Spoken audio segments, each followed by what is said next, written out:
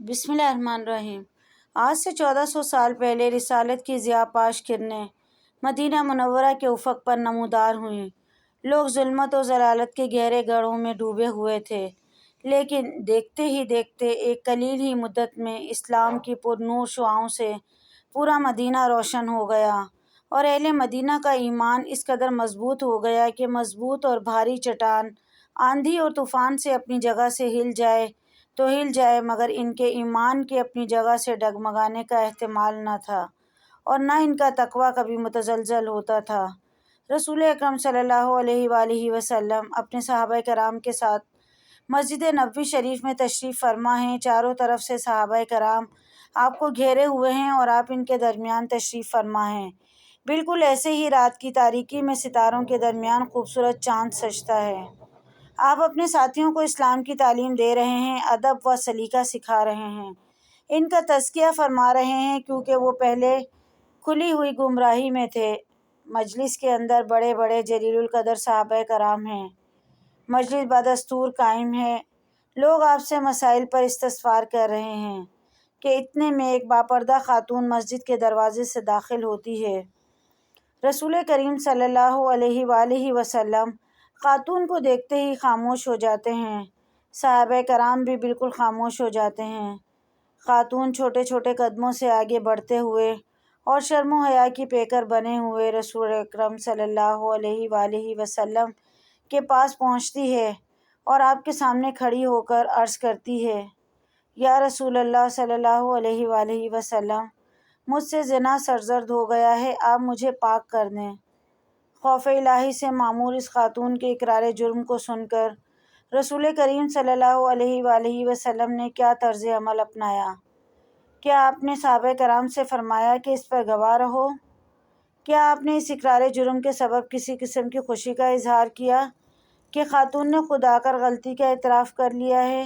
نہیں، ہرگز نہیں، بلکہ یہ سن کر رسول اکرم صلی اللہ علیہ وآلہ وسلم کا چہرہ انور سرخ ہو گیا۔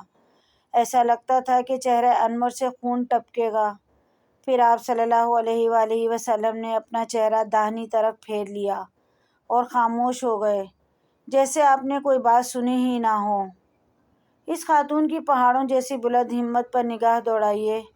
کس قدر نیک و پاک باز ہے، کس قدر حریص ہے، اس کا ایمان کتنا مضبوط اور راسخ ہے، اس کے جسم کی رگ رگ میں اور خون کے قطرے قطرے میں ایمان کی خوشبو رچی بسی ہے۔ کیا اس خاتون کو یہ گمان تھا کہ چند پند و نصاب پر مبنی کلمات اس کی پاکیزگی و طہارت کے لیے کفایت کر جائیں گے، یا چند کوڑے برداشت کرنے پر معاملہ رفع دفع ہو جائے گا؟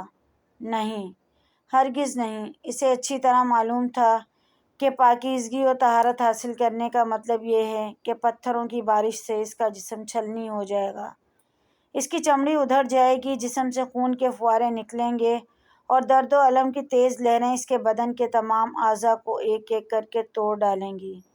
اس کا دماغ، آنکھیں، قلب و جگر، اس کی شریانیں اور وریدیں پتھروں سے کچل دی جائیں گی، گوشت جگہ جگہ سے پھٹ جائے گا، ہڈیاں ٹوٹ جائیں گی، اور اس بھیانک تکلیف کا سامنا کرتے ہوئے موت کو گلے لگانا ہوگا، جس کے تصور ہی سے پتھر دل انسان کے بھی رونگٹے کھڑے ہو جاتے ہیں۔ اللہ اکبر! کس قدر جرأت مند اور بہادر ہے یہ خاتون! سچی بات تو یہ ہے کہ ہمارے اسلاف میں سے جو نفس امارہ کے اکسانے پر غلطیوں کا ارتکاب کر بیٹھے اور اللہ اور اس کے رسول کی نافرمانی کر بیٹھے، اس کے باوجود وہ ایمان کے اس قدر اعلیٰ مراتب پر فائز تھے کہ ان کا ایمان آج کے عبادت گزاروں اور زاہدوں سے کہیں زیادہ عظیم اور مضبوط تھا۔ بہرحال، ذکر یہ ہو رہا تھا کہ رسول اکرم صلی اللہ علیہ وآلہ وسلم نے اس خاتون کے ساتھ کیا طرز عمل اختیار کیا۔ رسول اکرم صلی اللہ علیہ وآلہ وسلم نے یہ کوشش فرمائی کہ خاتون اپنی بات سے رجوع کر لے، کیونکہ آپ نے صرف اس کے ایک بار کے اعتراف کی بنیاد پر اسے سزا کے مستحق نہیں سمجھا۔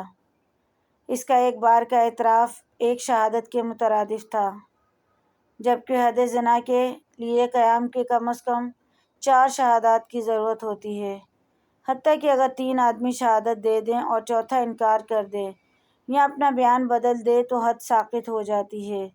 لیکن اگر زنا کے نتیجے میں عورت کو حمل ہو جائے تو حد جاری کرنے کے لیے یہ دلیل کافی ہے۔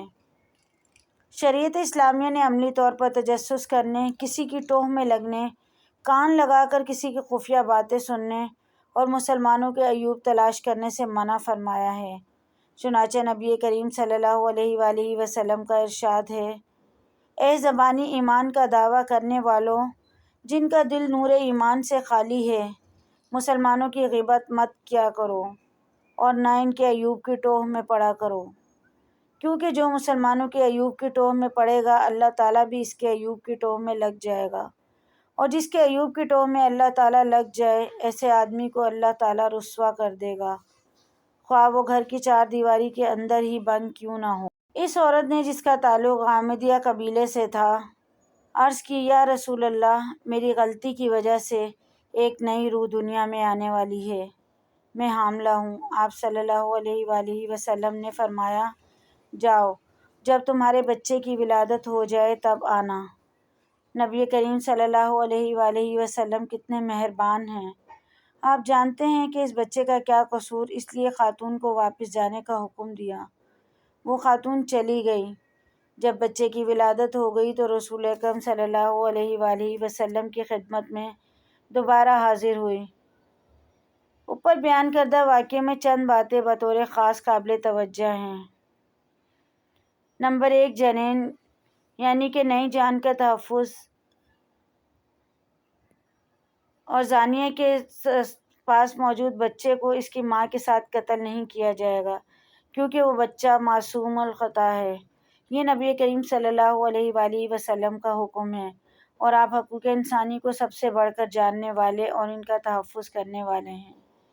نمبر 2، خاتون کا کمال صبر، کہ وہ ہرگز اپنے موقف سے دستبردار نہیں ہوئی۔ وہ اتنا عرصہ صبر و تحمل کے ساتھ اجر و ثواب کی امید میں اپنی بات پر قائم رہی۔ غم اور ندامت اس کے قلب اور جگر کو کھائے جا رہے تھے۔ پشیمانی کے گرم آنسو اس کے رخساروں پر بہہ رہے تھے اور اس کا دل آتش افسوس سے جھلس رہا تھا۔ اس کی صرف ایک خواہش تھی کہ کسی طرح سے گناہ سے پاک ہو جائے اور جنت کی مستحق بن جائے۔ وہ خاتون 9 ماہ تک بچے کا بوجھ اٹھائے رہی۔ جو ہی ولادت کے بعد وہ چلنے کے قابل ہوئی، پہلی فرصت میں اپنے بچے کو کپڑے کے ایک ٹکڑے میں لپیٹے دنیا کے سب سے بڑے امام اور قاضی کی خدمت میں حاضر ہو گئی، اور جو اقرار پہلے کر چکی تھی اس میں تھوڑا سا بھی رد و بدل نہیں کیا، بلکہ اسی پر برقرار رہی۔ علامہ ازیں، رسول اکرم صلی اللہ علیہ وآلہ وسلم نے اسے بلانے کے لیے کسی کو بھیجا، نہ کوئی فوجی دستہ ارسال کیا جو اس خاتون کو اس کے گھر سے گھسیٹ کر دربار نبوی میں حاضر کرتا، بلکہ رسول اکرم صلی اللہ علیہ وآلہ وسلم نے اسے چھوڑ رکھا تھا۔ وہ خود ہی اپنے نوزائیدہ بچے کو اٹھائے ہوئے آپ صلی اللہ علیہ وآلہ وسلم کی خدمت میں حاضر ہو گئی اور عرض کیا: یا رسول اللہ، مجھے زنا کے گناہ سے پاک کر دیجیے۔ رسول اکرم صلی اللہ علیہ وآلہ وسلم نے اس خاتون کے بچے کی طرف دیکھا۔ آپ صلی اللہ علیہ وآلہ وسلم کا دل اس معصوم بچے کو دیکھ کر رنج و غم سے تڑپ اٹھا، کیونکہ آپ نہ صرف انسانیت کے لیے سراپائے رحمت تھے بلکہ چرند و پرند پر بھی رحیم تھے۔ رسول اکرم صلی اللہ علیہ وآلہ وسلم کو یہ فکر دامنگیر تھی کہ جب اس خاتون کو سنسار کر دیا جائے گا تو پھر اس کے بعد اس معصوم بچے کو کون دودھ پلائے گا؟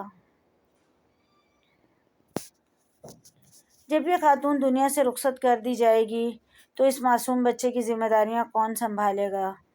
چنانچہ آپ صلی اللہ علیہ وآلہ وسلم نے ارشاد فرمایا: واپس جاؤ اور اس بچے کو دودھ پلاتی رہو، جب اس کا دودھ چھڑا دو تو میرے پاس آنا۔ وہ خاتون اپنے بچے کو گود میں اٹھائے اپنے گھر واپس چلی گئی اور اسے دودھ پلاتی رہی۔ اس دوران اس کے ایمان کا یہ عالم تھا کہ روز بروز اس میں اضافہ ہی ہوتا چلا جا رہا تھا۔ اس کے دل میں ایمان مضبوط پہاڑ کی طرح مستحکم ہو چکا تھا۔ وہ شوق دیدار الہی میں سرشار تھی اور روز بروز اپنے پروردگار کے قریب ہوتی جا رہی تھی۔ وہ اس جنت کی جستجو میں اطاعت و بندگی کا مجسمہ بن چکی تھی جو متقین کے لیے تیار کی گئی ہے، اور جس کے دروازے خالص توبہ کرنے والوں کے لیے ہمیشہ کھلے رہتے ہیں۔ جب بچے نے دودھ چھوڑ دیا تو خاتون نے کم از کم وقت میں اسے روٹی کھانا سکھا دیا۔ پھر اس کے ہاتھ میں روٹی کا ایک ٹکڑا تھمایا اور اسے لے کر خدمت نبوی میں حاضر ہو گئی اور عرض کیا، یا رسول اللہ صلی اللہ علیہ وآلہ وسلم، مجھے پاک کر دیجیے۔ رسول اکرم صلی اللہ علیہ وآلہ وسلم نے خاتون سے بچے کو لے لیا۔ ایسا لگ رہا تھا جیسے آپ اس کے بچے کو لے کر اس کے دل کو کھینچ رہے ہیں، لیکن کیا کر سکتے تھے، اللہ کا حکم تھا۔ نبوی عدالت تھی، وہی حق و پیش نظر تھا جس پر زندگی کی عمارت استوار ہے۔ حکومت اسلامیہ کا یہی دستور تھا جس نے تمام لوگوں کو مساوی قرار دیا ہے۔ پھر رسول اکرم صلی اللہ علیہ وآلہ وسلم نے فرمایا، کون اس بچے کی کفالت اپنے ذمہ لے گا، وہ جنت میں ان دونوں انگلیوں کے درمیان میرے ساتھ ہوگا۔ ایک انصاری نے بچے کی کفالت کی ذمہ داری قبول کر لی۔ پھر نبی کریم صلی اللہ علیہ وآلہ وسلم کے حکم سے اس خاتون کے سینے کے برابر گڑھا کھودا گیا اور خاتون کو اس گڑھے میں کھڑا کر کے گڑھے میں مٹی ڈال دی گئی۔ پھر لوگوں نے اس پر ہر طرف سے پتھروں کی بارش کی۔ حضرت خالد بن ولید رضی اللہ تعالی عنہ نے بھی ایک پتھر اس کے سر پر مارا جس سے خون کا چھینٹا ان کے چہرے پر پڑا۔ حضرت خالد رضی اللہ تعالی عنہ نے اس خاتون کو برا بھلا کہا۔ جب رسول اکرم صلی اللہ علیہ وآلہ وسلم نے ان کی بات سنی تو فوراً بولے، چپ رہو اے خالد، قسم ہے اس ذات کی جس کے ہاتھ میں میری جان ہے، اس خاتون نے ایسی توبہ کی ہے کہ اگر ناجائز محصول لینے والا جو ظلماً لاتعداد انسانوں کا حق کھاتا ہے ایسی توبہ کرے تو اسے بھی معاف کر دیا جائے۔ صحیح مسلم 1695۔ ایک دوسری روایت میں ہے کہ نبی کریم صلی اللہ علیہ وآلہ وسلم کے حکم سے اس عورت کے اوپر اس کا کپڑا اچھی طرح باندھ دیا گیا، پھر آپ کے حکم سے اس کو سنگسار کر دیا گیا۔ اس کے بعد نبی کریم صلی اللہ علیہ وآلہ وسلم نے اس کی نماز جنازہ پڑھی۔ حضرت عمر بن خطاب رضی اللہ تعالی عنہ نے عرض کیا، یا رسول اللہ، آپ اس پر نماز جنازہ پڑھ رہے ہیں حالانکہ اس نے زنا کا ارتکاب کیا تھا۔ نبی کریم صلی اللہ علیہ وآلہ وسلم نے ارشاد فرمایا، اس نے ایسی خالص توبہ کی ہے کہ اگر اسے 70 باشندگان مدینہ پر تقسیم کر دیا جائے تو ان سب کی بخشش ہو جائے۔ کیا تو نے اس عورت سے بڑھ کر کسی کی توبہ دیکھی ہے جس نے اپنی جان خوشی کے ساتھ اللہ کے لیے قربان کر دی ہو؟ مزید ایسی ویڈیوز کے لیے چینل کو ضرور سبسکرائب کریں۔ ویڈیو پسند آئے تو لائک، شیئر، کمنٹ کیجیے۔